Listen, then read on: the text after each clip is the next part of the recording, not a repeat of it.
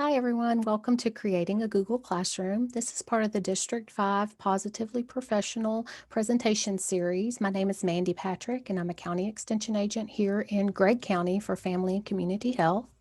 As I was helping my son with his coursework last spring as he transitioned to a homeschool setting, his school used Google Classroom for all 8 of his classes in middle school. And I got really familiar really quickly with all the different features that Google Classroom offers. And over the course of the time, I began to realize that some of our extension programs could also be hosted through a Google Classroom setting and be able to reach individuals that may not be able to attend our in person, face to face meetings, regardless of whether we're in a pandemic or not.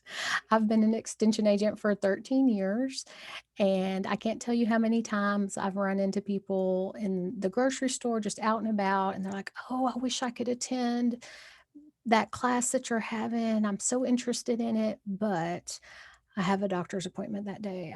I don't travel in the evening, at night, my work schedule or my childcare. There's a lot of reasons why people can't necessarily attend a face-to-face extension program. And especially a lesson series, when it's a sequential lesson series, like some of the things, especially in FCH that we do, there's a lot to it. There's a lot of a time commitment. And with Google Classroom, there's a way to engage those participants a little bit more personal level than just listening to a recording on another platform. This is not meant to take the place of any of those programs that Extension has. They're wonderful programs and on our D2L platform, but this is just another option to be able to offer to some of our local participants that do have some barriers to attending and still maintain that personal relationship with the county agent. I feel like this is a way to get your it's a way to get your face out because you can record videos, you can do presentations in Google Classroom, you can have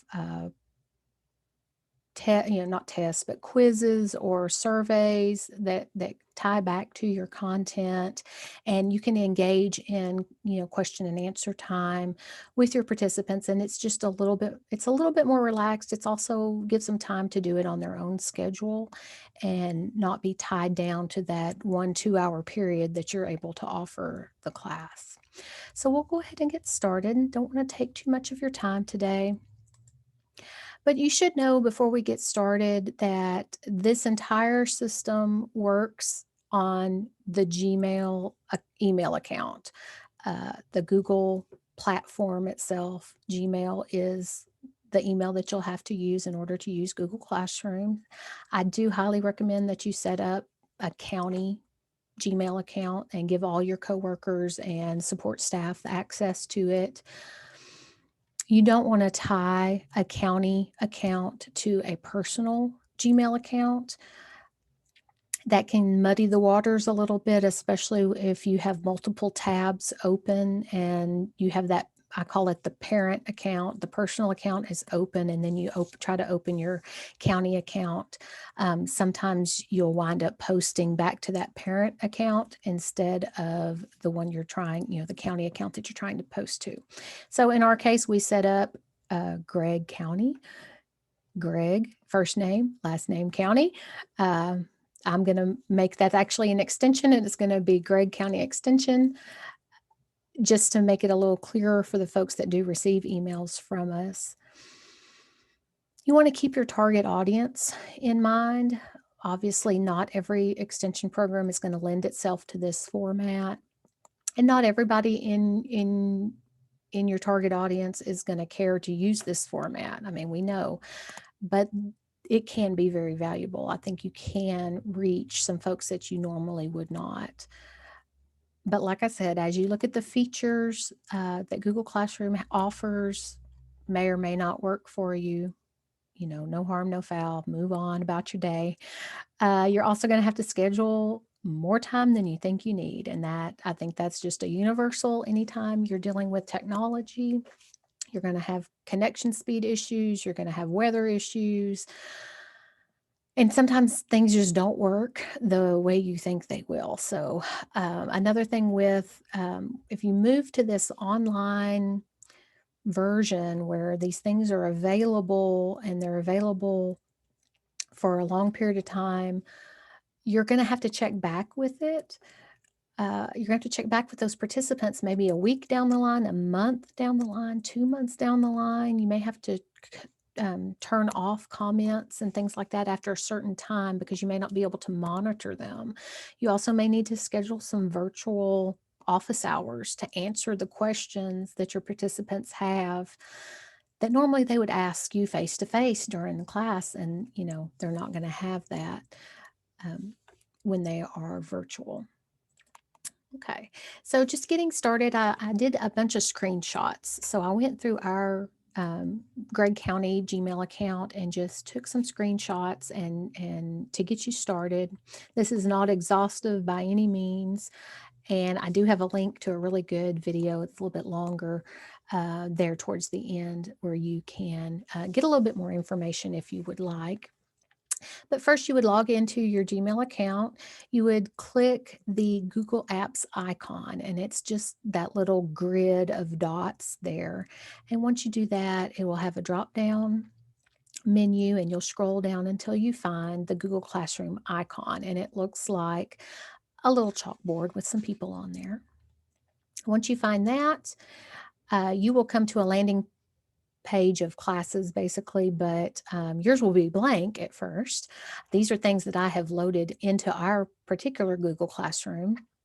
And a way to create these items is you just go to that little plus sign up there at the top and you can add a class and you can customize it how you like. It's all you have to do is title. It'll be a drop down box and you just title the class what you want it to say, and Google Classroom will create that landing spot for your class. So in our case today, we're going to kind of go back and forth, but we will use pretty much this ESP training examples. I do have my Do Well, Be Well with Hypertension set up as a 4-lesson series here. Then we have Hatching Eggs in the Classroom. We're setting that up as a lesson series as well.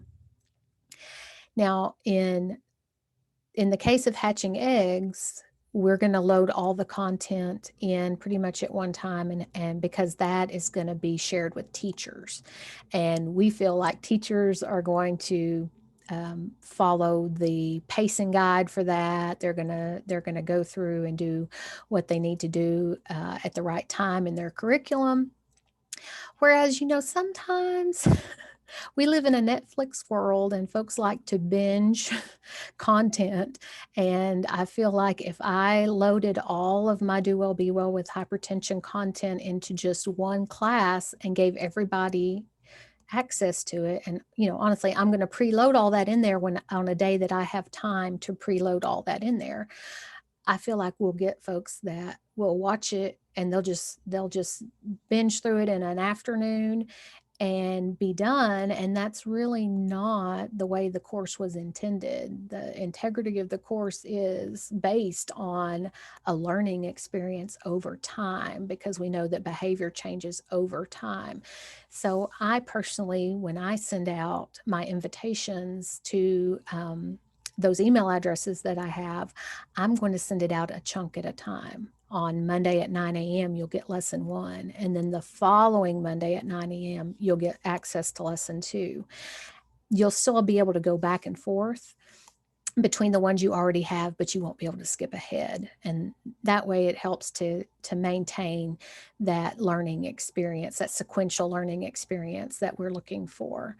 Whereas, like I said, with the Hatching Eggs in the Classroom, we're going to trust those teachers to maintain that pacing guide and not binge it all at one time. Of course, they could if they wanted to train themselves on the content that was coming forward.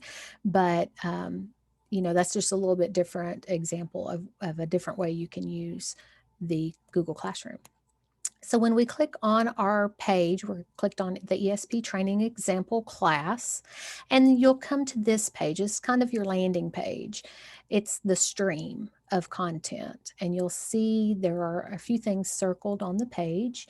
We have a class code, so I can post that code anywhere I like, and people can use that code and sign into my class, or I can choose to directly invite people, which that's what I will be doing. I will make sure that I invite folks that have signed up and registered for my class. You can select the theme, you can upload photos to customize your class page. I tried doing a little bit of that. It's some of our logos, some of our extension logos and programming logos just aren't sized properly to fit and look nice on this particular format. So I've just used some of their preloaded themes.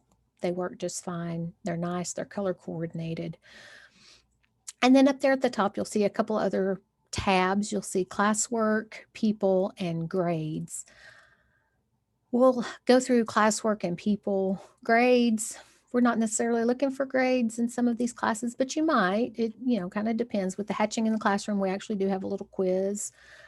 You'll have to set some things up to be able to access grades. But for our purposes today, we're pretty much just going to focus on the classwork and the people. So classwork, if you click the classwork tab, you'll see it's highlighted there. And you'll see a very nice button that says create. And when you click that create button, it's going to have a drop-down box, and you can create an assignment, a quiz assignment, a question, material. You can reuse a previous post or just post a topic of discussion. For this purpose, I chose quiz because I am adapting a pre-survey for Do Well, Be Well with Hypertension for our participants. And I chose quiz assignment. We unfortunately don't have enough time today to go through all the ins and outs of setting up the quiz. I will say the most important thing to remember when you set up a quiz, a Google quiz, is you want to make sure you set up how you're going to receive your responses. You can choose, we're not necessarily on a pre-survey. We're not asking for right or wrong answers. We're not going to get a score.